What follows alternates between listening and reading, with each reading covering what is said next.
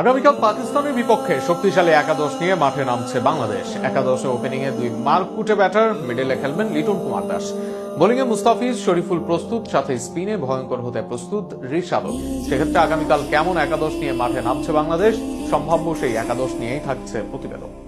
দীর্ঘদিন পর আন্তর্জাতিক ম্যাচে নামবে বাংলাদেশ জাতীয় দল। সেখানে ওডিআইতে খুব একটা ভালো সময় কাটছে না কোচ সিমন্সের দলের। নিজেদের পছন্দের এই ফরমেশনে টেস্ট টি-20-র চেয়েও খারাপ খেলছে দল। তবে এই গুরুত্বপূর্ণ সিরিজে নিজেদের সেরা একাদশী পাচ্ছে বাংলাদেশ। আগামীকাল সে দলের একাদশে ওপেনিংয়ে দেখা মিলতে পারে সৌম্য সরকার ও সাইফ হাসানকে। টি-20-তে না থাকলেও সর্বশেষ ওয়ানডে স্কোয়াডে ছিলেন সৌম্য। এদিকে ওয়ান ডাউনে খেলতে পারেন সাবেক অধিনায়ক শান্ত। ইনফর্ম শান্তর পর 4 নম্বরে কে খেলবেন তা নিয়েও নেই বড় কোনো প্রশ্ন।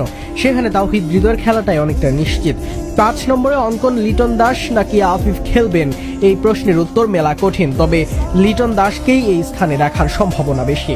অন্তত গতকাল কোচ সিমন্সের প্রেস কনফারেন্সে লিটন বন্দনার পর এই কথা বলাই যায়। 6 নম্বরেই ব্যাট করতে পারেন দলীয় অধিনায়ক মেহেদী হাসান মিরাজ, যদিও সাম্প্রতিক সময়ে একটু উপরেই বেশিরভাগ সময় ব্যাট করেছেন তিনি। তবে তার ধীরগতির অ্যাপ্রোচ ভুগিয়েছে দলকে, সেই ক্ষেত্রে এই পজিশনে দেখা মিলতে পারে তার।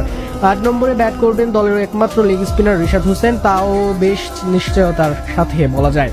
প্রস্তুতি ম্যাচে তিনি সংগ্রহ করেছেন 5 উইকেট। দলের পেস বোলিংয়ে দুই বাঁহাতি পেসার মুস্তাফিজুর রহমান আর শরীফুল ইসলামের জায়গায় অনেকটা নিশ্চিত। তারা ব্যাট করবেন 10 ও 11 নম্বরে।